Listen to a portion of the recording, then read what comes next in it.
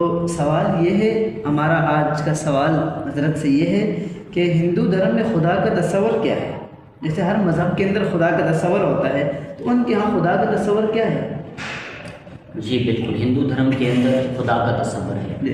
جب ہم ان کی کتابوں کا مطالعہ کرتے ہیں تو ہمیں بہت سارے منتر اور بہت سارے وید کے اندر جو ان کے اقوال ہوتے ہیں ان کے پنڈتوں کے پرانے زمانے کے، وہ ایسے ہمیں ملتے ہیں، وہ اشلوک اور وہ منتر ایسے ہوتے ہیں جس میں یہ بتایا گیا ہے کہ ایشور صرف ایک ہی ہے، یعنی برہما بھی ایک ہے، وشنو بھی ایک ہے اور شیو بھی ایک ہے۔ ان کے ہاں بھلے ہی یہ تینوں چیزیں الگ الگ شخص کے اندر پائی جاتی ہیں، ہمارے ہاں اسلام میں یہ تینوں صفات ایک اللہ کے اندر پائی جاتی ہیں۔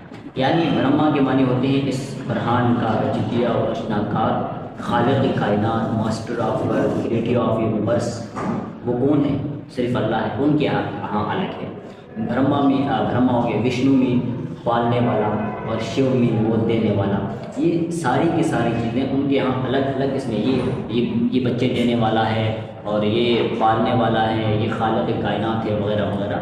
یہ ساری چیزیں ہمیں ملتی ہیں اگر صحیح طریقے سے اس کا مطالعہ کیا جائے۔ اور پہلے میں نے جیسے عرض کیا کہ نتس پرتما استی، اس ایشور کی کوئی اسٹیچو نہیں، اس کی کوئی مورتی نہیں ہے۔ نے پتاس دنے پترم است، اس ایشور کا نہ کوئی باپ ہے نہ کوئی بیٹا ہے۔ نے پتنی است، اس کی کوئی پتنی بھی نہیں ہے۔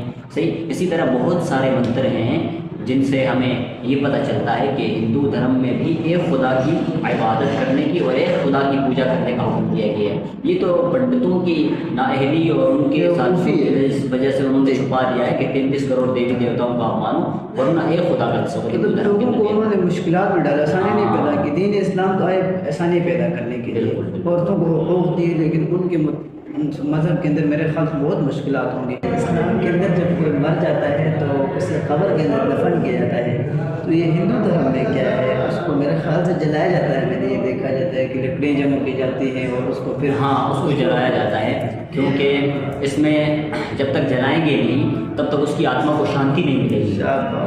اس کی وہ جو ہم کہتے ہیں وہ جو روح ہوتی ہے نا، وہ بھٹکتی رہے گی۔ تو آتما کو شانتی دینے کے لیے اور اس کو سرگ واسی بنانے کے لیے اس کو جو ہے نا جلایا جاتا ہے، تاکہ اس کی آتما سکھ شانتی سے سکون ملے۔ لیکن سکون ملتا نہیں ہے میرے خیال سے۔ دنیا میں بھی جل رہا ہے۔